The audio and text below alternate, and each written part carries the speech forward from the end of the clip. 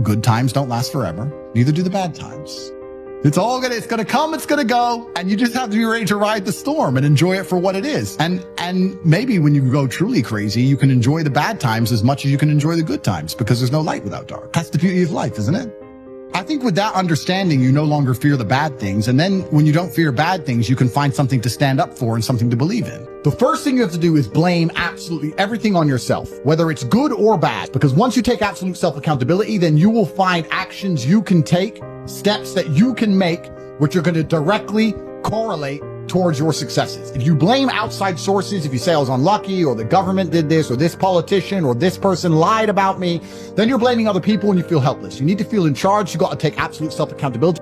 So here's a reminder. You're not living for your retirement. You're not living to please your peers. You're not living because of your parents' expectation of you. You only get one life. It'd be a shame living it for something or someone else. So be intentional with your life and live it according to yourself. Remember, every man dies, but not every man really lives.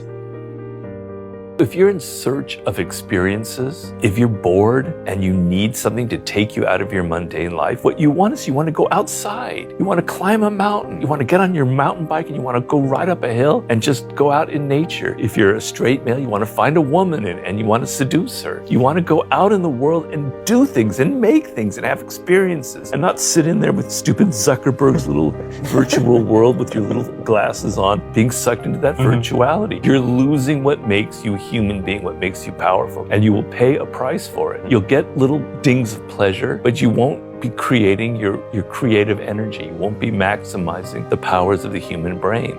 You're not supposed to feel confident. You're not supposed to feel ready. The people you look up to feel the same fears as you do. They just understand to get where you want, you jump exactly when it feels scary to jump. Uncharted territory will scare you. But that's where your growth and your dreams await you. And if it doesn't scare you, then you're not dreaming big enough. What do you do when horrible things are chasing you? Turn around, chase them back. That's your best bet. So that's such a cool principle too, because there's a metaphysical principle there too, which is, why does reality have an adversarial nature? Why would God set something on you, say, an enemy? An adversary makes you stronger. Well, isn't that cruel? It's like, not if the person who sets the adversary on you believes that you could win. To make things function, you need this opposition between powerful forces. And I think that's built into the opposition between chaos and order. That's hemispherically represented. But also something like the opposition between good and evil.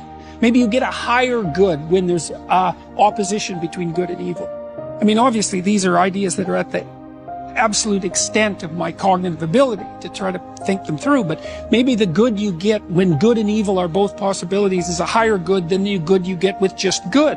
Dostoevsky knew this 150 years ago. He said if you gave people everything they wanted, so all they had to do was eat cakes and busy themselves with the continuation of the species, the first thing they do is smash it all to hell so that something interesting could happen. You are a powerful creator. So if you don't like this reality you're in, why don't you change it? The simplest way to do that is find something that you're grateful for. You're not a quadriplegic. Nobody's looking after you or pushing you around or feeding you. Can't you be grateful for the fact that you can get up and walk and other people can't? Find something you're grateful for. But we never think in those terms.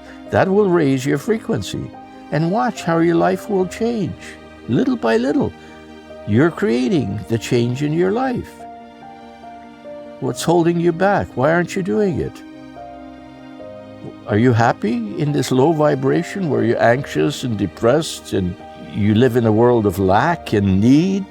Is that where you want to be? So be it. It's up to you. In quantum physics, all possibilities exist in the present moment. But most people's brains are anticipating the future based on the past, and they're not present. So then it requires training and practicing finding the present moment and beginning to change their habits and their thoughts and their behaviors. Most people don't know this, but there's an invisible field of energy around your body. And when you react to someone or something, you draw from this invisible field and you turn it into chemistry. And the field around your body shrinks. And now you're more matter and less energy. You're more particle and less wave. And most people then, when you are matter trying to change matter, you always try to force the outcome. You try to control the outcome. You try to predict the outcome. And people then get competitive, or they hold on, or they manipulate, or they cheat, or they steal, because that's the only way they can get what they want. But the quantum model of reality, when you are truly in the present moment, when a person begins to open their heart, and they can begin to sustain an elevated emotion, they begin to broaden the magnetic field around their body to 9 meters wide. Now they're more energy than matter. They're more wave than particle. And they can exert better effects on reality. So then think of, when you open your heart, this is science, like dropping a pebble in water. You produce a ripple. If you drop a bigger stone, you produce a bigger ripple. If you're able to sustain that state, you keep dropping the same rock over and over again, and you broadcast the signature into the field. The emotion is the magnetic charge. Your intention, your thought, is the information that's carried on that wave.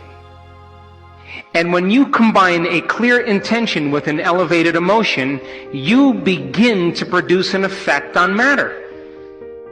You see, the thoughts that you think are the electrical charge in the quantum field. The feelings that you emote are the magnetic charge in the quantum field. And how you think and how you feel broadcasts an electromagnetic signature that influences every single atom in your life. The thought sends the signal out, and the feeling draws the event back. So if you're walking around your life feeling sorry for yourself and feeling like a victim, you are broadcasting that signature into the field. And you will create more experiences to suffer.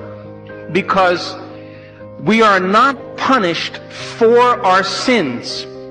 We are punished by our sins. And sin is an attitude. And sin is how you think and how you feel. So then when you cause people to give up their guilt and their shame and their unworthiness and teach them how to open their heart and create coherent waves in their brain and in their heart, they are going to produce the miraculous. It takes training. And it takes practice. And it takes learning new information and deprogramming ourselves into believing that we're limited. But if you're living by the hormones of stress and you have no energy, no field, then you can't produce an effect on matter. So then, life is about the management of energy. And where you place your attention is where you place your energy. And if your attention is on the knowns and in the predictable future, or your attention is on the familiar emotions of the past, you are siphoning energy out of the present moment. And you have no energy to create with. And when you're able to do this and practice it really well, you will begin to do what's innately your birthright, and that is to create an unknown or wonderful experience in your life. So it just takes practice in order to do it.